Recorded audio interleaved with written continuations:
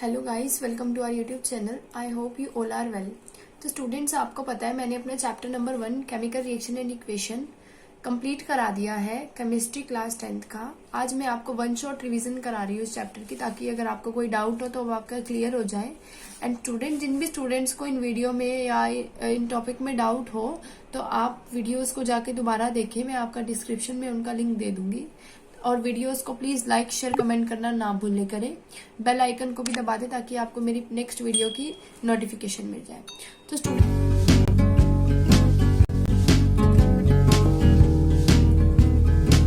Student देखो, सबसे पहला टॉपिक है some examples of daily life. यही नोट्स मैंने आपको प्रोवाइड कराए हुए हैं वीडियोस में, आप उनको देख के भी अपनी नोटबुक में राइट डाउन कर सकते हैं। तो स्टूडेंट्स, क्या क्या एग्जांपल्स है डेली लाइफ में हम केमिकल रिएक्शन के देखते हैं, जैसे respiration, digestion, curdling of milk, cooking of food, fermentation, corrosion of fuel, rusting of iron and ripening of fuel. These all are the examples of chemical reaction. तो student, सबसे पहले मेरा क्या आता है, केमिकल इक्वेशन होती क्या है। चैप्टर का नाम क्या है, chemical reaction and equation, in which chemical react they form an equation. वो हमारी केमिकल रिएक्शन एंड इक्वेशन होती है। जब केमिकल रिएक्ट करेंगे तभी तो कोई इक्वेशन बनेगी। तो केमिकल इक्वेशन क्या होती है, केमिकल रिएक्शन को सिंबल की फॉर्म में और फॉर्मूले की फॉर्म में रिप्रेजेंट करना ही केमिकल इक्वेशन कहलाता है। जो हमारा रिएक्टेंट होता है वो लेफ्ट हैंड साइड में होता है, जो प्रोडक्ट होता है वो राइट हैंड साइड। रिएक्टेंट में क्या होते हैं, केमिकल रिएक्ट करते हैं, प्रोडक्ट में हमारे केमिकल रिएक्ट करके कोई फॉर्मेशन करते हैं। और जो रिएक्शन को प्रोसीड कराता है, प्रोसीड कराने में जो हेल्प करते हैं उसको एरो से डिफाइन करते हैं। ओके स्टूडेंट्स, तो आपको केमिकल इक्वेशन की डेफिनेशन समझ में आ गई होगी।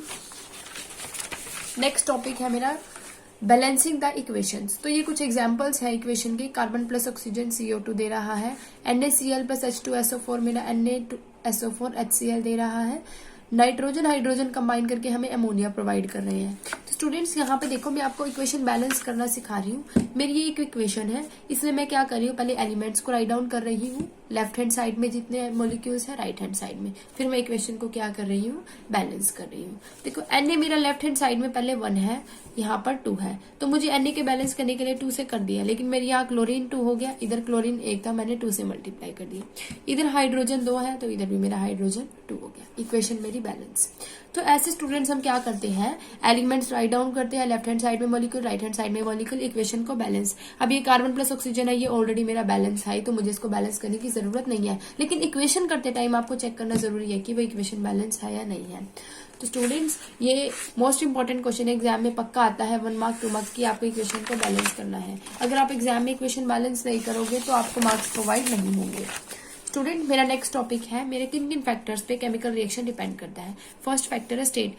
देखो, कितनी टाइप की स्टेट होती है, मेन हम 3 पढ़ते हैं, सॉलिड, लिक्विड और गैस, वेपर्स बोलते हैं उनको।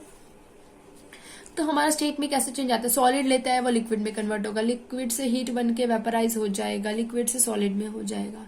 कलर में कैसे चेंज आएगा, हमने केमिकल जब लिए थे तो हमारे रिएक्ट करेंगे तो हमने रेड लिया, क्या पता ग्रीन फॉर्म हो, या व्हाइट लेते हैं तो हमारा ब्राउन फॉर्म हो। मतलब कलर में आना चेंज, वो क्या कहलाता है, हमारा फैक्टर है केमिकल रिएक्शन का। कई बार रिएक्शन में हीट क्या होती है, एमिट होती है। एमिट मतलब इनहेल कर बाहर निकालती है, और एब्जॉर्ब मतलब अंदर ले लेती है। ओके स्टूडेंट्स, उसके बाद मेरा पॉइंट आता है कि जब भी केमिकल्स रिएक्ट करते हैं तो वो किसी एनर्जी को इनहेल करते हैं या फिर एमिट करते हैं। वही सेम पॉइंट है कि या तो एनर्जी को वो एब्जॉर्ब कर लेंगे अगर उन्हें जरूरत होगी, अगर नहीं होगी तो वो उसको लिबरेट कर देंगे।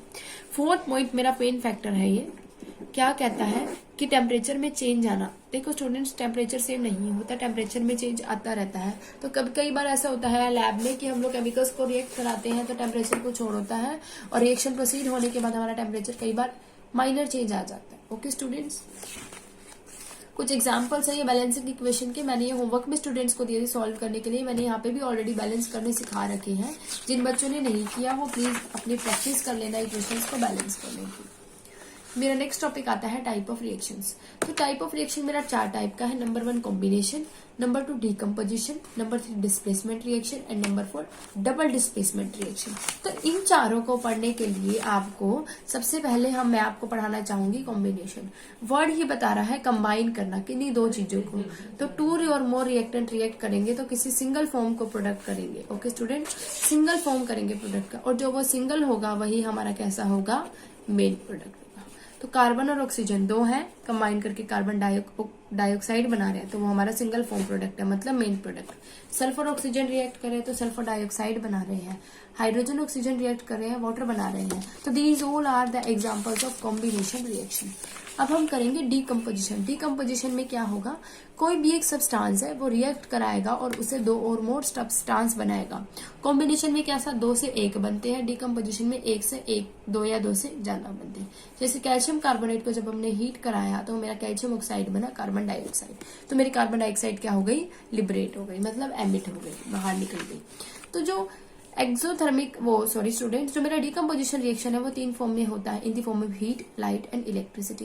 हीट के लिए हम क्या करेंगे, रिएक्शन को प्रोसीड कराते हुए हमें किसकी नीड पड़ेगी, हीट की। जब हम हीट प्रोवाइड कराएंगे तो मेरा जिंक ऑक्साइड और कार्बन डाइऑक्साइड लिबरेट हो जाएगा। अब हम करेंगे in the form of light. Light की फॉर्म में क्या होगा, जो भी मेरा रिएक्टेंट रिएक्ट करेगा उसको लाइट की जरूरत पड़ेगी, उससे मेरा जो सब्सटेंस है वो 2 और 2 से ज्यादा में टूट जाएगा। जैसे सिल्वर ब्रोमाइड को रिएक्ट कराया तो सिल्वर अलग हो गया, ब्रोमाइड अलग हो गया। इलेक्ट्रिकल डीकम्पोजिशन में क्या होता है, हमें इलेक्ट्रिसिटी प्रोवाइड करवानी पड़ती है एलिमेंट्स को अलग करने के लिए। तो हाइड्रोजन, वाटर को मैंने इलेक्ट्रिसिटी प्रोवाइड करी तो उसने मेरा हाइड्रोजन और ऑक्सीजन को क्या कर दिया स्टूडेंट्स, अलग कर दिया। मेरा नेक्स्ट टॉपिक है रिएक्टिविटी सीरीज ऑफ मेटल। वो क्या होता है, एलिमेंट्स को उनकी रिएक्टिविटी के अकॉर्डिंग अरेंज करना क्या कहलाता है, रिएक्टिविटी सीरीज ऑफ मेटल। मैंने यहाँ पर किस ऑर्डर में करा है, डिक्रीजिंग ऑर्डर में। ये मैंने आपको याद भी करवाई थी, क्या है, कान्हा क्या मांगेगा, आलू जीरा, लोहे के टीन में पिएगा हाइड्रोजन, कुछ होगा चांदी सोना प्लेटिनम। ये मैंने आपको पहले ही ऑलरेडी याद करने का तरीका बता दिया था, मैंने प्रीवियस वीडियो में भी राइट डाउन कर रखा है। तो इसमें क्या होता है, मेरा रिएक्टिविटी होती है, हाइड्रोजन से ऊपर तो मेरे क्या होते हैं, लीस्ट रिएक्टिव, और हाइड्रोजन से नीचे क्या होते हैं मेरे मोस्ट रिएक्टिव। और इनको किस ऑर्डर में लगा रखा है हमने, डिक्रीजिंग ऑर्डर में। तो डिस्प्लेसमेंट क्या होती है, जो ज्यादा रिएक्टिव मेटल होगी वो लेस रिएक्टिव को रिप्लेस, उसकी जगह हटा के खुद आ जाएगी। अब मैंने रिएक्शन लिए कॉपर और उसमें आयरन है, तो आयरन मेरा ज्यादा रिएक्टिव है कॉपर से, तो आयरन किसकी जगह आ गया, कॉपर, और कॉपर मेरा अलग निकल गया। ऐसे ही मैंने यहाँ पे सिल्वर लिया और आयरन, तो आयरन ज्यादा रिएक्टिव है, आयरन किसकी जगह ले लेगा, सिल्वर की जगह ले लेगा। अब मैंने यहाँ जिंक और आयरन लिया, तो जिंक ज्यादा रिएक्टिव है, जिंक किसकी जगह ले लेगा, आयरन की। यहाँ पे मैंने क्या लिया, प्लेटिनम और सिल्वर, तो सिल्वर से ज्यादा रिएक्टिव है तो प्लेटिनम की वो जगह ले लेगा। ओके स्टूडेंट्स, अब मैं करा रही हूँ आपको डबल डिस्प्लेसमेंट। डबल डिस्प्लेसमेंट में मेरा क्या होता है, आयंस है अपनी पोजीशन को क्या करते हैं, एक्सचेंज करते हैं। मतलब जैसे मेरा ए बी है और सी डी है, A B C D react कर रहे हैं तो बी की जगह डी ने ले ली, डी की जगह बी ने ले ली। जैसे BaCl2 Na2SO4, तो Cl की जगह SO4 आ गया, SO4 की जगह मेरा Cl आ गया। जैसे पोटेशियम सल्फेट है, पोटेशियम आयोडाइड है और लेड सल्फेट है, रिएक्ट कर रहे हैं तो क्या बन रहा है, लेड आयोडाइड और पोटेशियम सल्फेट बन रहा है। डबल डिस्प्लेसमेंट रिएक्शन को ही हम प्रेसिपिटेशन रिएक्शन कहते हैं, जिसके अंदर व्हाइट पाउडरी सब्सटेंस फॉर्म होता है। अगर आपसे एग्जाम में पूछ लिया जाए कि मैंने एक रिएक्शन को प्रोसीड कराया, उसमें व्हाइट सब्सटेंस फॉर्म हो रहा है, is it a precipitation reaction, yes. अगर वो डबल डिस्प्लेसमेंट में लिखते हैं तो भी वो ट्रू है, क्योंकि डबल डिस्प्लेसमेंट ही मेरा प्रेसिपिटेशन कहलाता है। ये मैंने होमवर्क में दिया था, आपको आइडेंटिफाई करना है कौन सी रिएक्शन है। जिन बच्चों ने वीडियो देखे होंगे मेरे प्रीवियस, जिनका डिस्क्रिप्शन में आपको लिंक में दे रही हूँ, उन स्टूडेंट्स के लिए ये रिएक्शन करना कुछ भी टिपिकल नहीं है, बहुत ईजी रिएक्शन है। जिन स्टूडेंट्स को समझ में आ गया वो कर लेंगे, जिन्हें नहीं आया कमेंट करें, मैं आपको हेल्प करूंगी इन वीडियोस को रिएक्शंस को सॉल्व करने में। एक्सोथर्मिक रिएक्शन क्या होता है, जिसमें मेरी हीट बाहर निकल जाती है या लिबरेट हो जाती है, या फिर उनको हम गिवन आउट कर देते हैं या रिलीज कर देते हैं।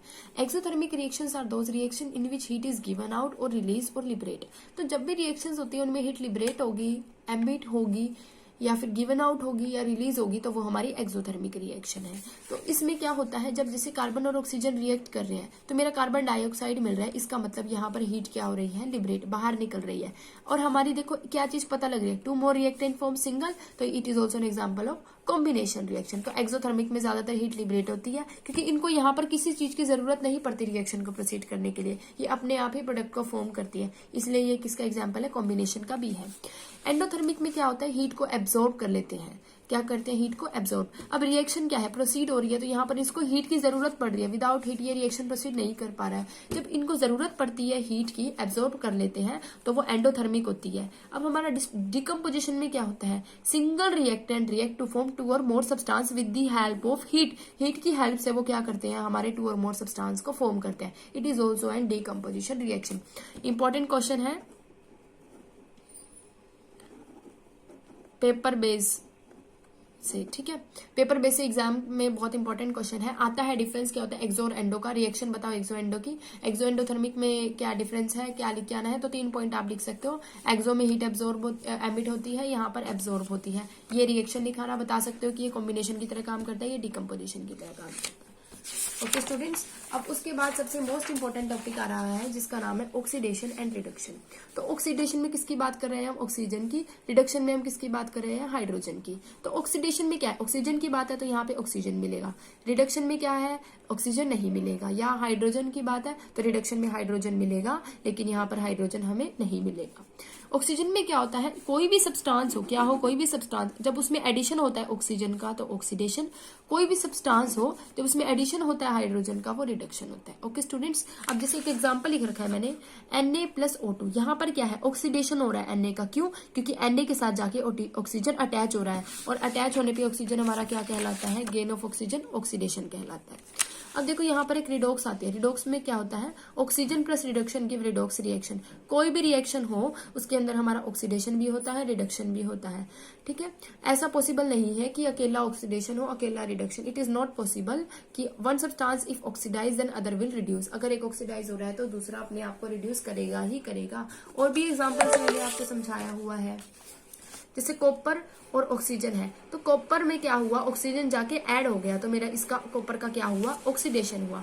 अब यहाँ देखो ऑक्सीजन यहाँ से रिमूव हो रहा है तो रिमूवल ऑफ ऑक्सीजन क्या कहलाता है, मेरा रिडक्शन कहलाता है। और अटैच होना क्या कहलाएगा, ऑक्सीडेशन। तो इस रिएक्शन में क्या हुआ, रिडक्शन भी हुआ और ऑक्सीडेशन भी हुआ। तो मतलब ये किस टाइप की रिएक्शन है, रिडॉक्स रिएक्शन है। ओके स्टूडेंट्स, क्योंकि हम नेक्स्ट टॉपिक के बारे में पढ़ रहे हैं कोरोजन एंड रेंसिडिटी। कोरोजन क्या होता है, जर लगना, क्या बोलते हैं उसको, जर लगना। Slow eating of metal by the action of air, water and pollutants. Air की वजह से, वाटर की वजह से, पोल्यूटेंट की वजह से जो भी हमारा मेटल में एक्शन में चेंज आता है वो हमारा कोरोजन है। जैसे हमने देखा हुआ है कि खिड़कियां हैं, खिड़कियों पे जर लग जाता है, किसकी वजह से होता है, वो कोरोजन की वजह से। कई बार एयर के कांटेक्ट में आ जाती है, कई बार पानी लग जाता है खिड़कियों पे, या फिर कई बार पोल्यूशन की वजह से भी होता है। तो जर लगना ही मेरा कोरोजन कहलाता है। 3 टाइप से होता है, कॉपर पे होता है, सिल्वर पे होता है और आयरन पे। एग्जाम में क्वेश्चन आता है corrosion of iron is also known as, तो आप क्या लिखोगे, रस्टिंग ऑफ आयरन। इनकी रिएक्शन एनसीईआरटी में गिवन नहीं है, मैंने आपको यहाँ पर डीपली एक्सप्लेन किया हुआ है, आप चेक कर लो। जब मेरा आयरन रिएक्ट करता है ऑक्सीजन, और वाटर के मॉलिक्यूल कितने भी हो सकते हैं, मैंने इसलिए उसको नाम X दिया है, तो वो कैसे बनता है, आयरन ऑक्साइड डॉट XH2, ठीक है। वाटर के साथ रिएक्ट कर रहा है ना, इसलिए। तो देखो जब जर लगता है तो किस टाइप का कलर मिलता है, ब्राउन, तो इसलिए मैंने यहाँ पे रेडिश ब्राउन दिया। ओके स्टूडेंट्स, नेक्स्ट रिएक्शन मेरी कॉपर के लिए। कॉपर में मेरा क्या होता है, कॉपर ऑक्सीजन के साथ भी रिएक्ट करेगा, वाटर के साथ भी और कार्बन डाइऑक्साइड के साथ भी। तो मेरा क्या बनाता है, कॉपर हाइड्रोक्साइड तो बनाता ही है, साथ में कॉपर कार्बोनेट भी। यहाँ पर किस कलर के बनते हैं, ग्रीन कलर। अगर आपसे पूछे कोरोजन और कॉपर में कितना कलर आता है तो ग्रीन कलर आता है। अगर आपसे पूछे रस्टिंग ऑफ आयरन में किस टाइप का कलर, तो आप रेडिश ब्राउन बताओगे। और अगर आपसे पूछे सिल्वर में तो आप बताओगे ब्लैक। सिल्वर में ब्लैक क्यों आता है, क्योंकि हम दुकान से चांदी लाते हैं, रखी रखी वो कई बार काली पड़ने लग जाती है, तो इसलिए ब्लैकिश लेयर आती है। तो सिल्वर जब हाइड्रोजन सल्फाइड के साथ रिएक्ट करता है तो सिल्वर सल्फाइड और हाइड्रोजन को अलग कर देता है। Okay students,